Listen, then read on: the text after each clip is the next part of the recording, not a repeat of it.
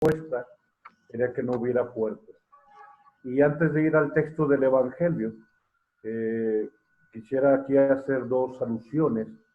Una sobre alguna ocasión escuchando una meditación, el predicador hacía una referencia a la puerta del paraíso que se cerró cuando nuestros primeros padres desobedecieron el mandato de parte del Señor, de parte del divino creador.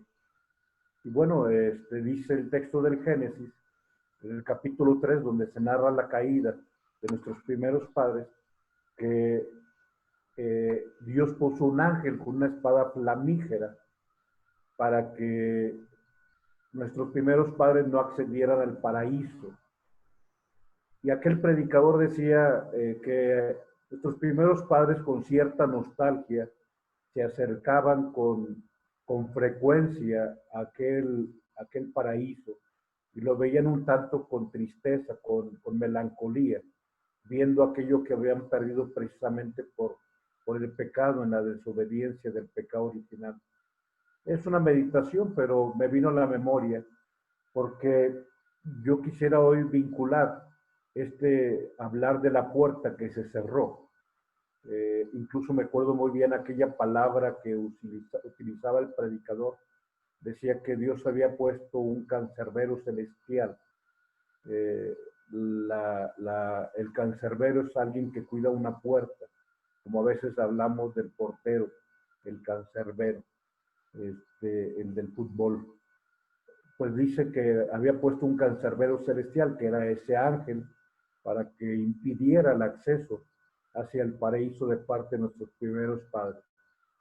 Pero junto con esta primera imagen que aparece en nuestra primera diapositiva, también me agrada un texto que les compartiré un poquito más adelante sobre esa puerta que se ha abierto.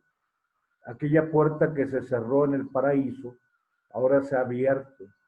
Y es una puerta, digamos, estrecha, una puerta que también algunos predicadores han vinculado con el costado de Cristo.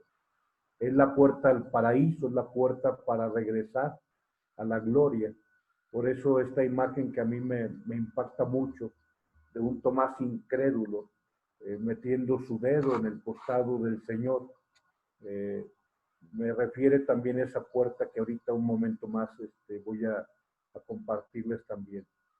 Bien, vamos a disponernos en el nombre del Padre, del Hijo y del Espíritu Santo. Amén. Señor, te damos gracias por este día. Hoy de forma especial queremos pedirte que un día, cuando lleguemos a tu gloria, tú nos abras esa puerta, pero que esa puerta en el cielo, sepamos que la vamos a ir abriendo en la puerta por la que crucemos en el tiempo.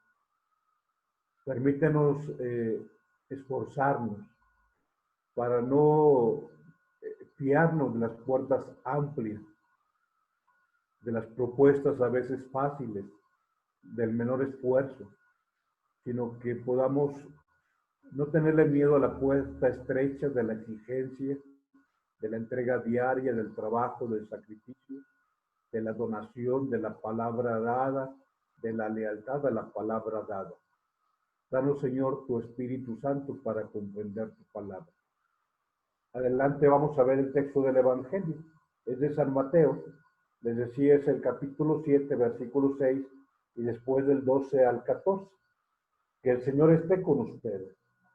Proclamación del Santo Evangelio según San Mateo. Gloria a ti, Señor Jesús.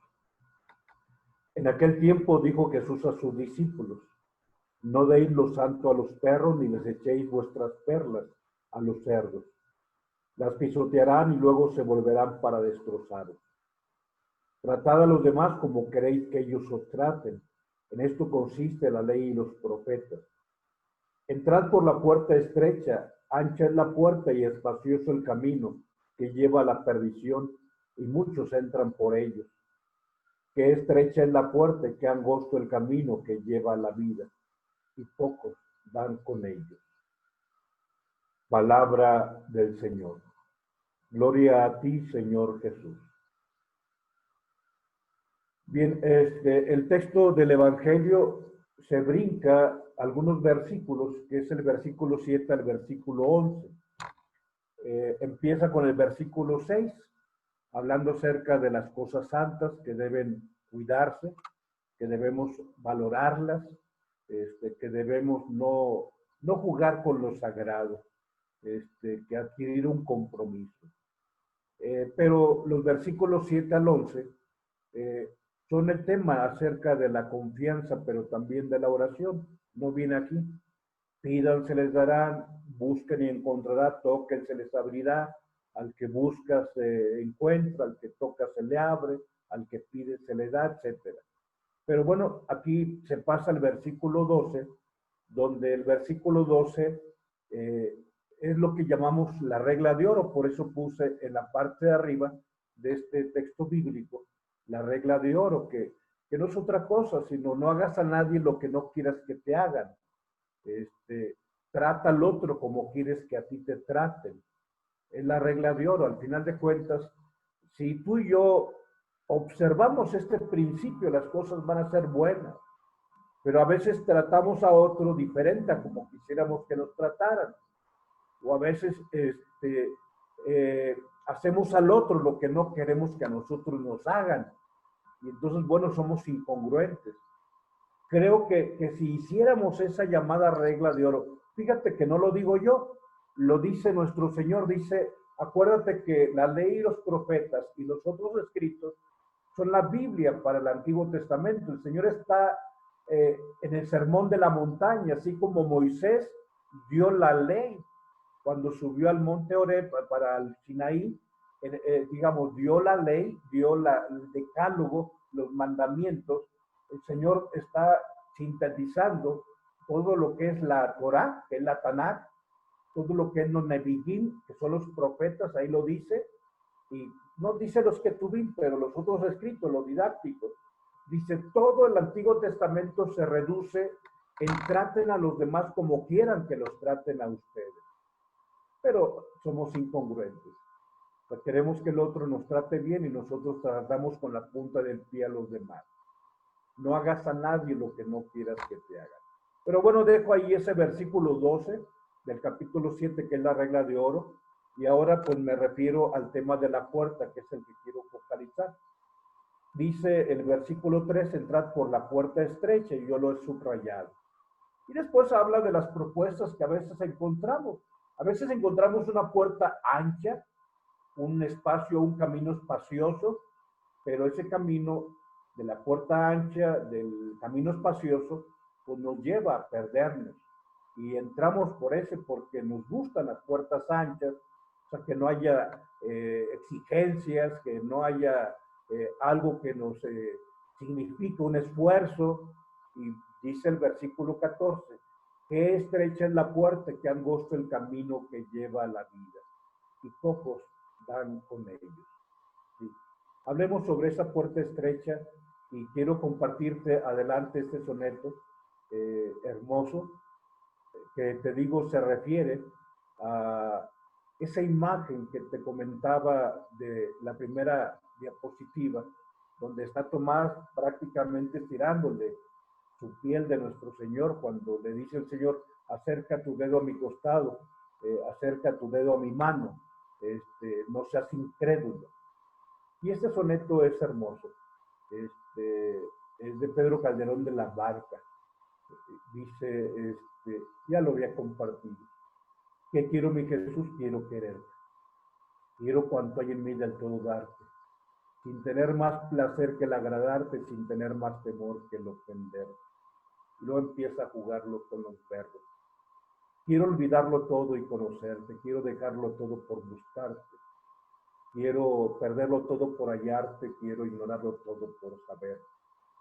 Y aquí viene ya en el tercer párrafo del soneto esa expresión afortunada. Quiero, amable Jesús, abismarme en ese dulce hueco de tu herida y en sus divinas llamas abrazarme. Quiero por fin en ti transfigurarme, morir a mí para vivir tu vida, perderme en ti, Jesús, sino a encontrarme. Pero subrayo lo que he subrayado con letra un poco morada. Quiero, amable Jesús, abismarme en ese dulce hueco de tu herida. Se refiere al costado de Cristo. Quiero ahí perderme, quiero abismarme, quiero ser pequeñito en ese enorme, en esa herida que es la expresión más grande del amor que nos has tenido. Quiero ahí entrar, Señor, en tu costado. Quiero que me tengas ahí. Y acuérdate, la oración que también hacemos cuando hablamos de la sangre de Cristo, agua del costado de Cristo, hablamos de esta referencia a ese lugar, a ese espacio privilegiado. Y dice el Señor, o sea, por eso te comparto este texto de Pedro Calderón de la Barca. Dice el Señor, esfuércense por entrar por la puerta que es angosta. Y bueno, se ha abierto esa puerta. Y esa puerta es para ingresar a la salvación. Pero ojalá que tú y yo un día nos sintamos y hagamos lo necesario para ser merecedores, para entrar al reino de los cielos por el costado de Cristo. Adelante, Jadito, quiero comentarte una escena de mi infancia, una escena de, pues, quizá de esa cultura, de ese bagaje que tenía mi mamá. Mi mamá y mi papá, los dos son potosinos. Mi papá de un ejido llamado Palomas, municipio Cerro de San Pedro. Mi mamá de un municipio, bueno, de un ejido llamado El Divisadero, así se llamaba. Divisadero porque es un lugar muy bonito donde se divisa una parte bonita del campo, el Divisadero. Pero mi mamá, en lo que yo ubico analizando su enseñanza materna cuando yo era niño, ubico que ella tenía elementos de enseñanza muy cercanos a lo que es la cultura náhuatl. Hasta dónde llegan, digamos, en San Luis Potosí, la parte de la Huasteca, donde se habla incluso el náhuatl y todo eso, y qué elementos de esa cultura prehispánica pasaron a quienes y qué ejidos y qué no ejidos, pues no lo sé. Pero algunas de las cosas, una vez que un servidor en mi ministerio, también conociendo la cultura de origen, es decir, nuestra cultura antes de que llegara la cultura cristiana, yo he detectado o detecto algunos elementos que mi mamá, en las narrativas que hacía cuando yo era niño, refería a algunos elementos de esa cultura de nuestros ancestros, de la cultura náhuatl. Varias cosas. Ahorita rápidamente uno que es quizá para mí el más sintomático. Mi mamá antes de que nos durmiéramos decía que nos tomáramos un vaso de agua, porque decía que si no tomábamos un vaso de agua antes de dormirnos, nuestra alma iba a tener sed cuando estuviéramos dormidos. Y decía que entonces esa alma que Dios nos había dado, cuando saliera como una mariposita de nuestro cuerpo, iba a ir a buscar agua en algún arroyito, en algún río, en algún venerito, iba a ir a buscar agua. Y entonces una vez que encontraba el agua, iba a beber del agüita y después iba a regresar porque yo no le di un vaso de agua antes de dormirme. Pero decía que podía haber ido algún animal que hiciera daño a la mariposita o que podía crecer el río y llevarse a la mariposita. Dice, y si eso sucede, entonces ustedes ya no van a despertar. Así era la narrativa. Reitero, o sea, son narraciones de los pueblos originarios que mi mamá me comentaba y que yo recuerdo muy bien. Pero hay esta narrativa que hoy te comparto, que también va hacia los orígenes. Decía mi mamá, miren, hijos, cuando un día, estando dormidos, Dios quiera ya llamarlos para que vayan con Él, va a venir con ustedes y les va a decir, miren, aquí tienen dos caminos que ustedes pueden escoger. Y dice, hijos, va a haber un camino que va a estar muy feíto, un camino lleno de piedras, un camino así empinado hacia arriba, eran sus palabras de ella. Un camino con espinas, un camino pues, un tanto árido, dice, y por otro lado les va a mostrar otro camino y un camino muy bonito, lleno de luz, muy bonitos colores. Va a haber un camino donde va a haber rosas y flores, un camino no tan empinado, sino un camino así plano. Y cuando Dios les diga, hijos, cuál de los dos caminos quieren escoger, porque van a emprender un camino ya y ya no van a regresar, ustedes van a escoger, fíjense bien, el camino que es difícil. Ese camino de piedras, ese camino de espinas, ese van a escoger. No se vayan a equivocar, van a escoger ese camino, porque ese camino los va a llevar a la gloria. En cambio, el otro camino que aparece muy atractivo, ese camino, cuidado, porque es algo eh, engañoso, es algo efímero. Las cosas que nos llevan a Dios de pronto no nos gustan mucho, pero son las que nos llevan a Dios. Y el otro camino amplio, muy bonito, que es muy atractivo, que los seduce, cuidado, porque ese puede impedirles que un día lleguen a Dios. Así pues te lo comparto y dejo un poco de glosa ahí en la diapositiva. Mi mamá obviamente no conocía de teología, mi mamá no había ido a una universidad, te digo, llegó hasta cuarto año de primaria. Ignoro yo quién le haya comunicado estas enseñanzas, porque en alguna ocasión yo te decía que mi mamá quedó huérfana de mamá a los 4 años, mi abuela Felicita. Pero ubico que la mamá de mi abuelo Tereso, que era la abuelita Nacha, Ignacia, fue quien la fue enseñando algunas cosas. Posiblemente ahí estuvo el origen, en la bisabuela. Pero hoy vamos a ver este texto. Adelante, David, por favor, para hablar acerca de esa elección que nos toca a nosotros realizar. ¿Cuál es la puerta que elegimos? Es la puerta angosta la que precisamente no elegimos. Se trata de situaciones poco atractivas en el inmediato y muy exigentes, muy exigitivas. Sobre todo, bueno, cuando nosotros somos, digamos, seducidos por una cultura del mínimo esfuerzo, o sea, el máximo logro por el mínimo esfuerzo. O sea, no te esfuerces tanto, si para conseguir esto lo haces sin tanto sacrificio, ¿para qué te sacrificas tanto? Y entonces, bueno, eso se ha convertido en una especie de muralla, una especie de baluarte que nos protege, entre comillas, pero que ha terminado aprisionándonos en una esclavitud. Es difícil que nosotros entendamos eh, pues, que estamos acostumbrados a cultivar en un huerto de los frutos de lo inmediato. O sea, la ley del mínimo esfuerzo hace que yo busque lo que rápido se me da, pero no olvides que lo que es rápido es efímero. Más bien lo que permanece en el tiempo es aquello que se hace con sacrificio, que se hace a veces no sin pocos esfuerzos, al contrario, con muchos esfuerzos. Pero ¿qué es lo que eliges? ¿Lo efímero o lo permanente? O más aún, el esfuerzo no tan solo me da lo permanente, sino me da lo eterno, que es lo que el Señor hoy me dice: escojan la puerta estrecha, o sea, no se equivoquen, porque amplio es el camino para la perdición. Pero bueno, hoy nuestro tiempo más bien tiene una propuesta muy seductora, demasiado seductora. Adelante, veamos una aplicación concreta. En la siguiente diapositiva, yo podría hablar de 1000 cosas.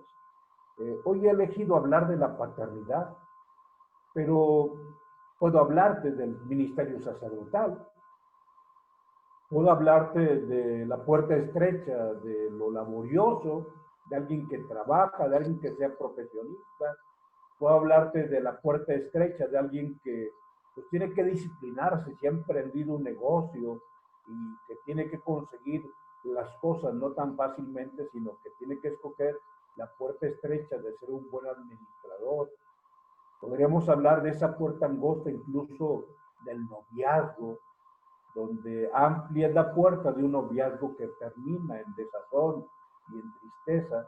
mientras que la puerta angosta, que lleva una relación permanente, una relación de compromiso, esa puerta angosta es la que hoy no se elige en torno a una relación que pudiera ser más permanente y poco efímera. Pero hoy nuestros jóvenes escogen lo inmediato, lo efímero, aquello que no signifique eh, el poder tú contenerte, dominarte, y así podríamos hablar acerca de la vida y del respeto por la vida en gestación, y hablar de la puerta ancha que destruye la vida y la puerta angosta que respeta la vida en el vientre. Y bueno, podríamos, te decía, hablar del párroco, hablar de mi sacerdocio, hablar de incluso del Papa Francisco. ¿Tú crees que no le cuesta cruzar por la puerta angosta que a veces le hace que sea para no pocos poco popular? Sí, y sí, o sea, lo más fácil es hacer aquello en donde el Papa sea victoriado y todo el mundo esté de acuerdo con él. ¿Por qué? Porque él escoge aquello que es acomodaticio para los demás. Pero bueno, dejemos tantos elementos que en más adelante podemos compartir para dirigirme solamente al elemento de la paternidad, puesto que hablamos de aquellos que son papás y aquellos que son hijos, los que somos hijos, y que aquí estamos. Esfuércese por entrar por la puerta que es angosta. Y eso tiene que entenderlo el papá de familia, el cual a veces no quiere complicarse. Y entonces la puerta ancha es, sí, me das este permiso. Cuando sabías que decías, tenías que decir que no, dices, ¿para qué me complico la vida? Sí, sí, sí, ve, te doy permiso, no hay problema. Oye, papá, me compras esto, y tú dices, caray, estaba gastando demasiado. Este, no, pues sí, sí, sí, hay un tarjetazo. Y nada niega y nada prohíbe. Y entonces, bueno, eso hace pues, que sea el mejor papá del mundo. El populómetro crece porque todo lo permite, porque todo lo ofrece, porque nada niega, porque nada prohíbe. Y entonces, bueno, sí, le calientan el oído diciéndole, eres el mejor papá del mundo. ¿A quién no le gusta escuchar esas palabras y pavonearse y escuchar, eres el mejor papá del mundo?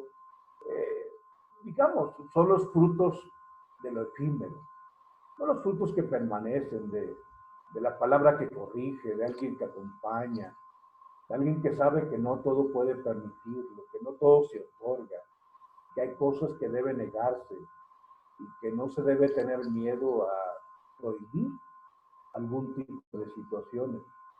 Pero eres el mejor papá del mundo, un día se convierte en una factura que se nos cobra.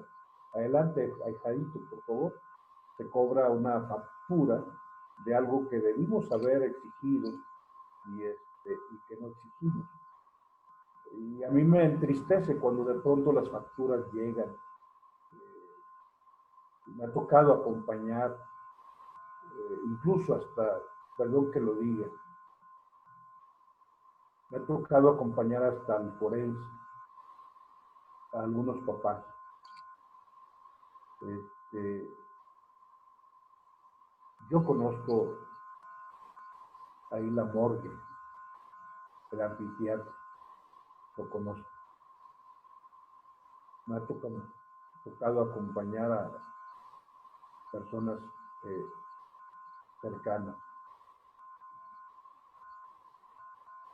donde de pronto la vida se trunca, donde hay que reconocer el cuarto. Y créeme que por lo menos en dos de esas situaciones, después uno de ellos, después de 20 años, y otra de ellas, hablo que acompañó a una mamá, porque el papá, bueno, andaba trabajando, o sea, no estaba de flojo. Fue hace como unos 10 años por lo menos. Pero créeme que en esos dos familias, la de 20 años y la de 10 años, cada que yo los veo, a pesar de que han pasado 20 años, yo los veo tristes, porque sí son situaciones que te marcan de por vida, de por vida, de por vida. O sea, yo sigo viendo ese matrimonio triste y les llamo con frecuencia o cuando podemos hablar por teléfono, nos vemos o nos encontramos físicamente, yo veo su rostro de tristeza. Y a esta otra mamá, que te digo que el papá o el esposo estaba fuera trabajando, me tocó acompañarla ahí en el hospital universitario a reconocer el cuerpo. Este, le sigo viendo triste, con un rostro de melancolía. Eres el mejor papá del mundo.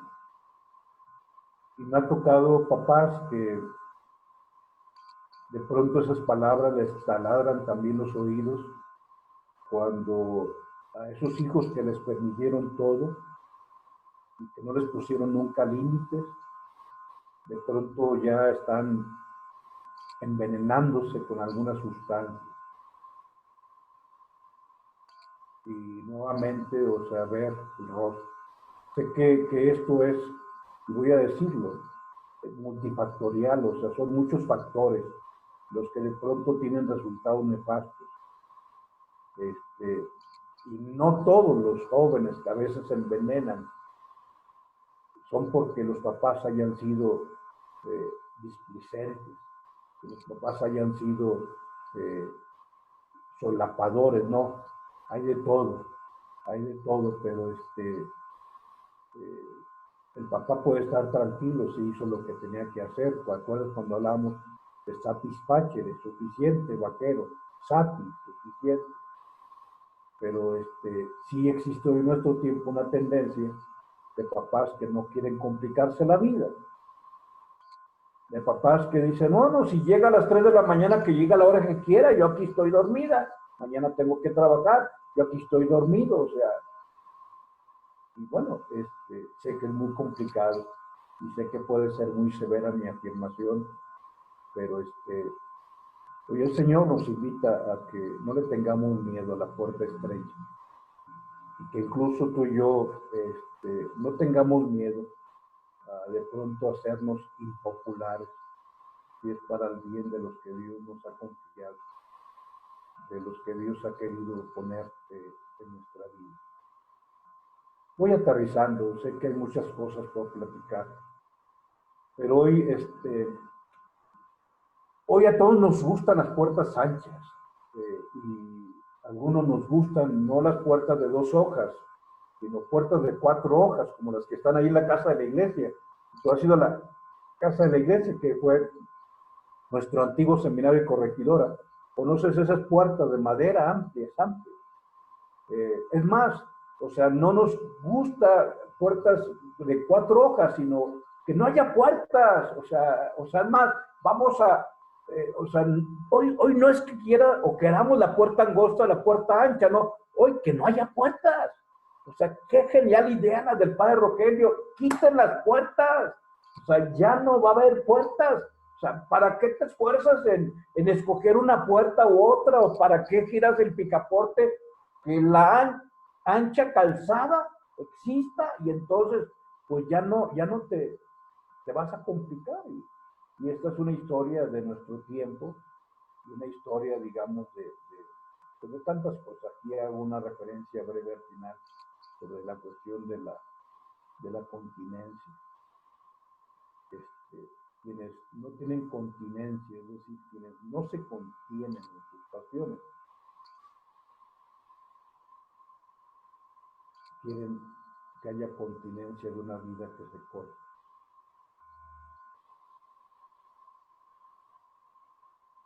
Sí, como yo no fui alguien que me contuve, quiero contener o detener la vida. ¿Qué esa vida tan fácil? Entre comillas. damos rienda suelta a nuestros instintos y después cortamos la vida que se queda. En fin, son muchas cosas. Y hace falta pedirle a Dios, pedirle al Señor que no tengamos miedo a la puerta angosta.